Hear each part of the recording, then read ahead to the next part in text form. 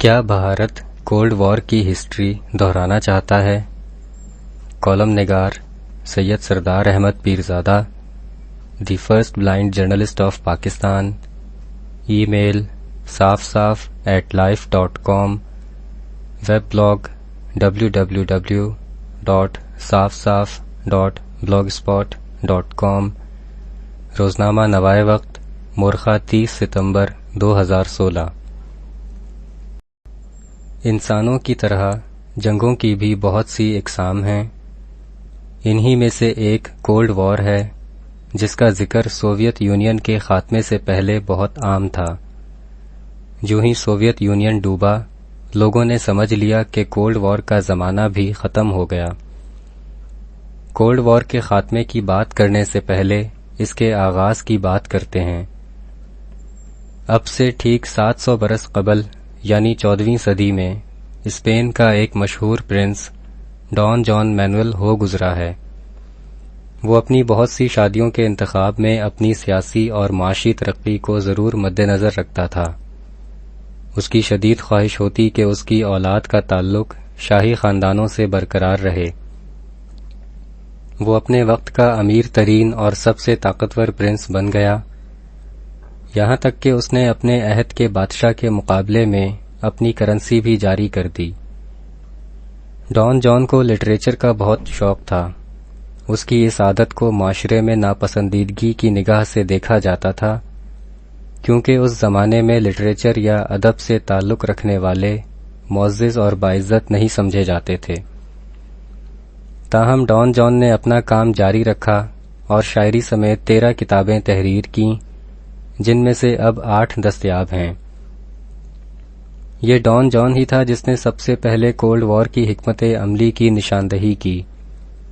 اس نے اس وقت کی مسلمانوں اور عیسائیوں کی جنگوں کا ذکر کرتے ہوئے ہسپانوی لفظ ٹیپٹ کا استعمال کیا، جس کا مطلب تھا نیم گرم، یعنی نیم گرم جنگیں۔ 19ویں صدی میں جب ڈان جان کی ان کتب کا ترجمہ کیا گیا تو جلد بازی یا ناقص ترجمے کے نتیجے میں ترجمہ کرنے والوں نے ٹیپٹ وار کا ترجمہ کولڈ وار کر دیا، تاہم یہ لفظ زیادہ عام نہ ہو سکا۔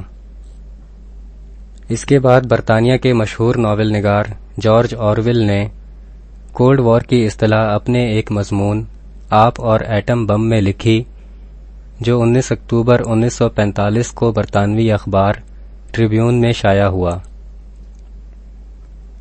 جارج آرویل نے کولڈ وار کی مثال کو اس وقت کے مغربی بلاک اور سوویت یونین کے درمیان بڑھتی کشیدگی سے جوڑا۔ اس کے بعد مشہور امریکی سیاسی تجزیہ نگار اور کالم نگار والٹر لپمین کی ایک کتاب 1947 میں کولڈ وار کے نام سے شائع ہوئی۔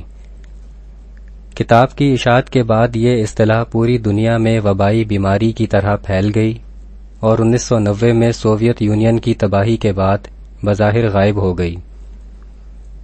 14ویں صدی کے ڈان جان سے لے کر 20ویں صدی میں دوسری جنگ عظیم کے مصنفین تک کے نزدیک، یعنی آغاز سے لے کر 1945 تک 600 برس کے درمیان کولڈ وار کے اجزائے ترکیبی ایک جیسے ہی تھے، جس میں ملک ایسی حالت جنگ میں ہوتے ہیں جو براہ راست جنگ نہیں ہوتی۔ اس میں فریقین معاشی، سیاسی، پروپیگنڈا، سفارتکاری اور جاسوسی کے نظام کے ذریعے ایک دوسرے پر پراکسی وار مسلط کرتے ہیں۔ اس میں فریقین، جنہیں سیٹلائٹ ملک کہا جاتا ہے، عموماً بڑی طاقتوں کے زیر اثر رہ کر ایک دوسرے کے خلاف کولڈ وار لڑتے ہیں۔ بڑی طاقتیں اپنے اتحادی سیٹلائٹ ملکوں کو کولڈ وار کے لیے معاشی امداد، اسلحہ، فوجی ٹیکنالوجی اور ملٹری ایڈوائزر فراہم کرتی ہیں۔ کولڈ وار کی مذکورہ تشریح میں دوسری جنگ عظیم کے بعد ایک نیا رنگ شامل کیا گیا، یعنی ایک طرف سوویت یونین اور اس کے تعلق دار ممالک، دوسری طرف امریکہ اور مغربی بلاک وغیرہ۔ کولڈ وار کی اس جدید تعریف کو سامنے رکھا جائے تو بہت واضح ہو جائے گا کہ سوویت یونین کے خاتمے کے بعد بھی کولڈ وار ختم نہیں ہوئی، بلکہ اس لفظ کا مخصوص مقاصد کے تحت بار بار دہرانا ختم کیا گیا ہے، جبکہ مختلف خطوں میں کولڈ وار اب بھی جاری ہے۔ اس کی حالیہ عملی صورتیں ہمیں ایران سعودی عرب کے متصادم تنازعوں اور شام وغیرہ میں کھلم کھلا ملتی ہیں۔ کولڈ وار کے فارمولے کو ہم بر صغیر میں بھی لاگو کر کے دیکھتے ہیں۔ ریکارڈ بتاتا ہے کہ 90 کی دہائی کے درمیان تک بھارت اپنے ناتواں بھاری بھرکم بے ہنگم جسم کے باعث ڈگمگا رہا تھا اور دھڑام کر کے گرنے ہی والا تھا کہ امریکہ نے آ کر معاشی اور فوجی کشتے کھلانے شروع کر دیے۔ امریکہ اور مغربی بلاک کے نزدیک بھارت کی قسم پرسی پر ترس کھانے سے زیادہ مستقبل کی پیش بندی تھی۔ اس کا مقصد چین کا گھیراؤ تھا۔ پاکستان اور بھارت کی ازلی دشمنی اس ٹارگٹ میں ایک بڑی رکاوٹ تھی۔ پاکستان اور بھارت کو ٹھنڈا رکھنے کے لیے امریکہ مختلف کوششیں کرتا رہا، لیکن نریندر مودی کے حکومت میں آنے کے بعد بھارت پاکستان کے حوالے سے مہم جوئی کرنا چاہتا تھا۔ امریکہ کے اس خطے میں مفادات کا تقاضا تھا کہ وہ بھارت کے لاڈ اٹھائے۔ بھارت نے بھی امریکہ کی اس کمزوری کا پورا فائدہ اٹھاتے ہوئے پاکستان کو سبق سکھانے کی مکمل منصوبہ بندی کی۔ راز جاننے والے جانتے ہیں کہ گزشتہ کئی مہینوں سے بھارت پاکستان پر کسی بڑی کارروائی کے لیے پر تول رہا تھا، لیکن پہل کرنے کے نتیجے میں عالمی رد عمل سے گھبراتا تھا۔ مقبوضہ کشمیر میں اڑی کیمپ پر حملے کو لے کر بھارت نے عالمی برادری سے پاکستان پر جنگ مسلط کرنے کا پرمٹ حاصل کرنا چاہا، لیکن کچھ عالمی سیانوں نے پاکستان کے شدید رد عمل کے باعث بھارت کو ہوش کے ناخن لینے کا کہا۔ تجزیہ کرنے سے پتہ چلتا ہے کہ تازہ صورتحال میں بھارت نے پاکستان کے خلاف ہلکی پھلکی کولڈ وار کو مکمل کولڈ وار میں بدلنے کا فیصلہ کر لیا ہے۔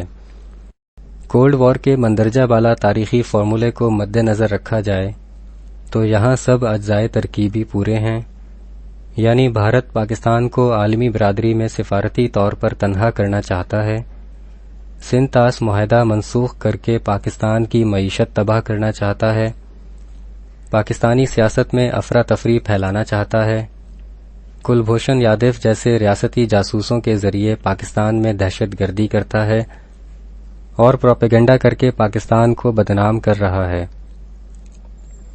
بھارت امریکہ جیسی بڑی طاقت کا سیٹلائٹ ملک بھی ہے۔ دوسری طرف چین پاکستان کی حمایت کرتا ہے۔ خطے کی بدلتی صورتحال میں ایک اہم تبدیلی یہ آئی ہے کہ تاریخ میں پہلی مرتبہ روس نے پاکستان کے ساتھ مل کر مشترکہ فوجی مشقیں کی ہیں۔ گویا برصغیر میں کولڈ وار کے تمام مسالہ جات پورے ہیں، لیکن کولڈ وار کی تاریخ بتاتی ہے کہ بھاری بھرکم اور بے ہنگم پھیلے ہوئے جسم والا سوویت یونین ٹوٹ گیا۔ بھارت بھی بھاری بھرکم اور بے ہنگم جسم کا مالک ہے۔ اب فیصلہ بھارت کو ہی کرنا ہے، جواب پاکستان دے گا۔ جارج آرویل نے لکھا کہ ایٹمی جنگ کی دھمکیوں کا سایہ ایسا امن ہے جو امن نہیں ہوتا، اسے مستقل کولڈ وار کہنا چاہیے۔ شکریہ، دی اینڈ۔